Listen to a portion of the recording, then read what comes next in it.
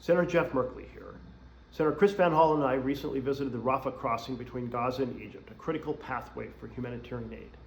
We wanted to understand why, when hundreds of trucks a day of humanitarian aid are needed, far too few are getting in.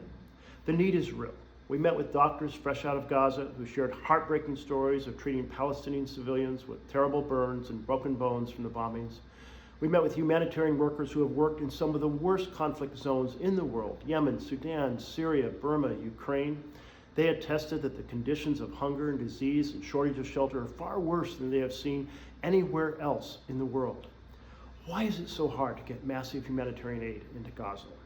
Well, one factor is that Israel has required a complicated multi-stage inspection and approval process that can take as much as 2 weeks for a single truck to navigate.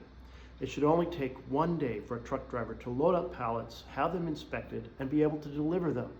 This inspection and approval process needs to be massively simplified. A second factor is that deliveries are slowed by conditions inside Gaza. And those conditions include damaged roads and falling bombs and artillery shells. That's why I've called for a ceasefire. But until we get the ceasefire, effective deliveries require a dedicated deconfliction process so that humanitarian workers and the goods they are trying to get in can move around safely. And this current system, badly broken. I'm calling on Israel and the United States, in partnership with Egypt, Jordan, and international organizations, to fix these issues immediately so the flow of aid can be vastly increased to meet the enormous humanitarian challenge.